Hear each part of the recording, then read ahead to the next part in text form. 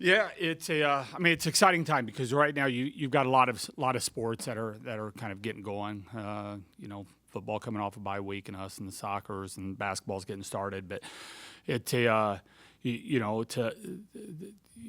sit there and I'm thinking about going into this week where we've got Iowa. We leave tomorrow, and then we've got Illinois a couple days afterwards, and just the compression of this. And you look at our preseason where we had 17 days with of practices, and if we weren't going on an international tour, we would have no summer access with our players in the gym. And you compare that with both basketballs that are getting started right now, and their runway's 6 weeks, and they're allowed to have 2 hours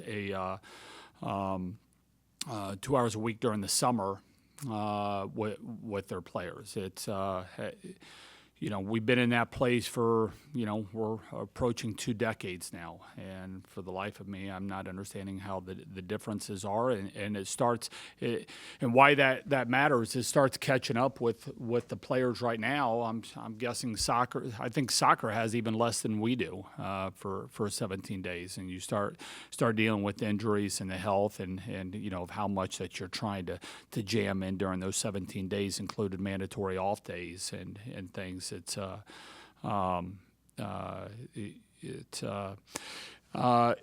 unbelievable. There's my rant,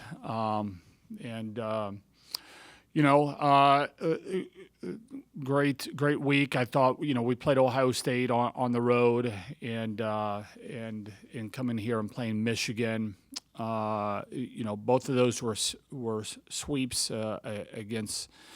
But I thought the 2 matches were different from each other. I wasn't particularly pleased with how we played against Ohio State. I thought it wasn't how we were wanting to play with effort. I thought we gave a lot better effort yesterday against Michigan State. I thought our effort was great. We were scrambling. We were covering our attackers, getting a lot of swings off of scramble plays and transition and balls that were being blocked, that we were fighting to keep the ball off the ground. And so those were points of emphasis going into the match. I thought we did a great job with that. Just a lot of fun. This past weekend, having the 2013 team back and in a full house, and the energy and the reception that everybody gave when they came back, it was special. And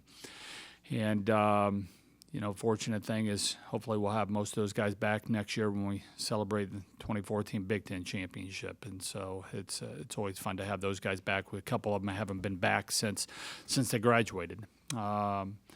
This week, having Iowa and in Illinois in front of us, you get into October and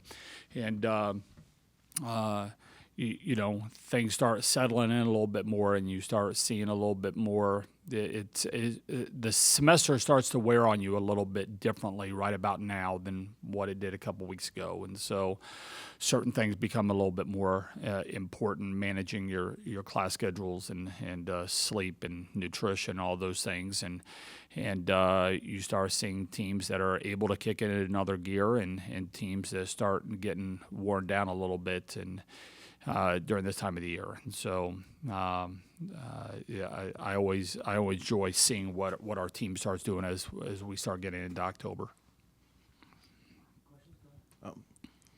Kelly, along the lines of, this week you got both Iowa and Illinois are teams that, at least from a record standpoint, they aren't off to great starts. And I guess I'm wondering, are these the type of matches that maybe you look at in terms of mental challenges for your team to make sure that they, that their level of play stays at a higher level rather than dropping to wherever you might not want it to Yeah. be?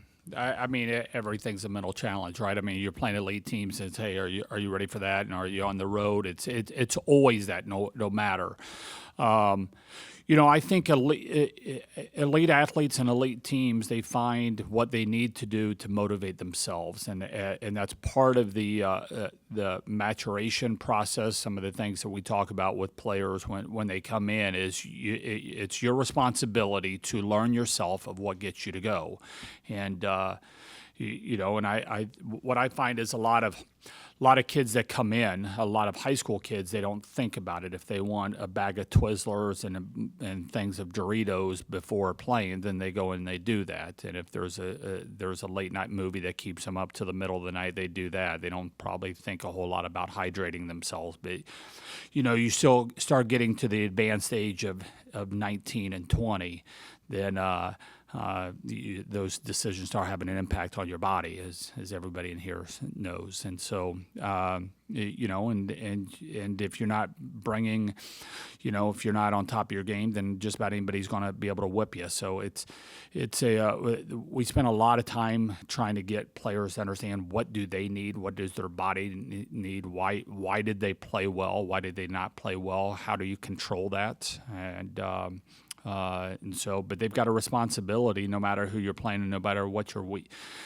record is, to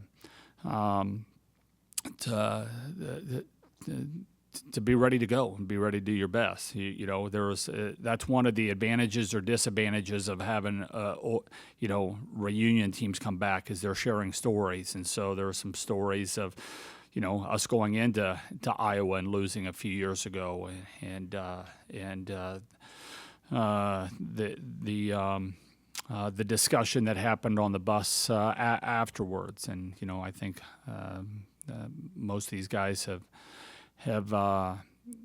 been a part of, when they're not where they need to be playing, being ready to go, what an opponent can do to you. And so you kind of lean on your captains and your leaders, your older players, to make sure that the younger ones and everybody else is ready to go, no matter who you're playing. A little 2-week stretch of the Wednesday weekend matches.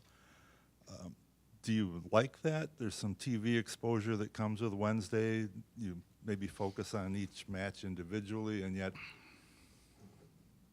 your week is broken up and you've had to travel, or you will have to travel 3 of the 4 matches. Yeah. How do you look at these kind of weeks with all the trade-offs? It's good and bad, right? I mean, we're a sport right now that continues to fight, I think, nationally for television exposure, and so I think whenever those windows are, I think you gladly accept without a lot of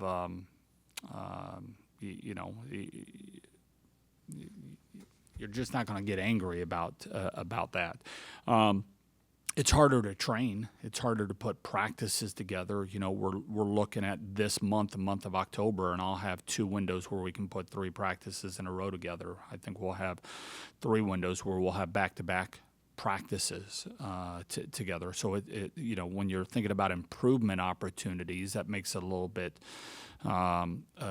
more difficult, where those windows will open up a little bit more in November. We'll play more Friday, Saturday, and more Friday, Sunday, and not as many weekday matches. So there might be some more improvement opportunities, where right now maybe we're a little bit better well rested when you have separation in the matches. But since so many of them are home and then on the road, rather than either both on the road or both at home, that even makes it a little bit tough. So I'd say there's a give and take here. That part, I'll certainly judge the preseason practices, but this part of it, it's like this schedule is what it is, and let's go try to be good is kind of how we try to approach it.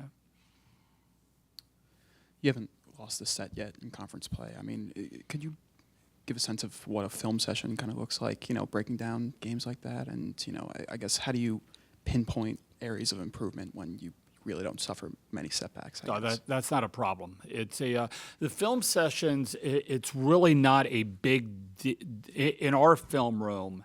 It is there's not a huge difference between when you win or lose.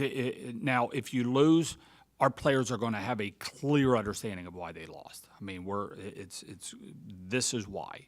But we kind of go through the same process if we don't play well. You know, here we didn't play well. Why did we not play well? And let's look at this. And then, and there's an element of when we are doing things well, they need to know why we're playing well. It's the results are rarely a part of the discussion. It's just, you know, we've got to get better. We've got to get better. And what areas are we getting better at? And they've got to have a clear understanding of that. So it's that's a lot more of the film sessions.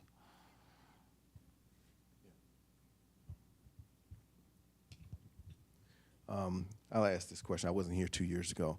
So, you know, you've taken a lot of questions about Yulia playing libero. And I guess I'm wondering, going back 2 years ago, there had to be some point where she, one, showed an aptitude for really playing that back row and being someone you could depend on back there. I guess I'm wondering how quickly that came about, and do you remember at what point you really kind of started to really trust her, you know, in that as a back row player for you?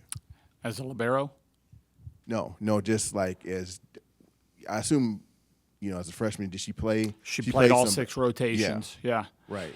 Yeah. One of the things that you know, you go back and you look at the 2021 year, and throughout the NCAA tournament, we were in some big moments. I mean, we were in some fifth sets, and we were a lot of sets that were decided by a couple points. But her passing average in those instances, when the game's on the line, I mean, she was ridiculous good, and she's a freshman, and on massive stages right there, and she was a good, solid passer throughout the year. But when, you know, and it wasn't just the NCAA tournament. I mean, we were in fifth sets. I think Illinois, we were in a fifth set. We played quite a few fifth sets throughout that season. She was good in those moments. And I think, you know, are you a player that gets wound tight or doesn't want to be there, or is there an element of focus and calm and determination and skill set that allows you to play well when those moments call for it? And you could tell that right away from her. She doesn't shy away from those moments. And so, you know, but her coming into libero, I don't think we really thought about it until Timmy decided to come here. And it's like, well, all right, you're Timmy Thomas. And you know, everything's on the table now with her. But I've been really impressed with Yulia's progression back here so far this season.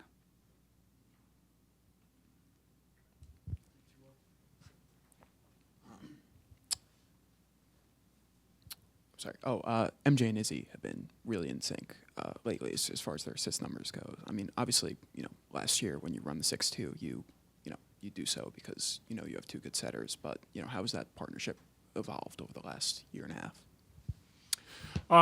In sync is a good way of putting it. I mean, I would say their leadership has gotten a little bit more in sync. They complement each other. They spend a lot of time with each other. But it was really interesting that last year, one of them was significantly better in first ball side out than the other one, and the other one was significantly better in transition. And their numbers were. You know, I think overall, I think we were hitting a lot higher off of Izzy than MJ last year. I think both of them, their numbers are really similar in serve, receive, and transition. I think we're hitting actually a little bit higher off of MJ right now than Izzy, and probably a good part of that is just the numbers that Anna Smrek are hitting at, and we're setting her a little bit more than what we were last year. But more importantly, their tempo is becoming similar, and which can be a real problem when you're running a 6-2. If the types of balls that you're putting up are dramatically different, it puts a lot of stress on the offense and the timing of the offense and the attackers. But they're getting closer to that, and I think that's a big reason why you're seeing our hitting percentages climb from where they were a year ago. Kelly, just a little bit of a curiosity here. Your home matches routinely sell out. Do you or your staff hear from people when you're out in the community saying, hey, how do I get tickets? How does just Joe Average find their way into a game, knowing that it can be tough sometimes? And I guess what's your answer to them when people ask you that? Yeah, I got asked when I was driving in this morning. I was on University, and we're driving down in the construction zone, and my windows are rolled down, and a guy yells, has his window down, he waves me down while we're driving, and said, great win this weekend, how can I get tickets? This almost sounded like this was set up between you and me for that. It was not set up clearly, and that did happen today. He was going faster than I was. I'm not sure I was able to get a response other than a thumbs up, but yeah, I don't know. Go online. Let's scalp, and there were some times I'd try to get some tickets, to the Indiana Pacers back before the Malice and the Palace, and that was a tough time to get some tickets, and so I had to go and pay a little bit more for that. The tickets became a lot cheaper about 2 years later, when everybody was out. But there's good problems and bad problems. We'll leave it at that.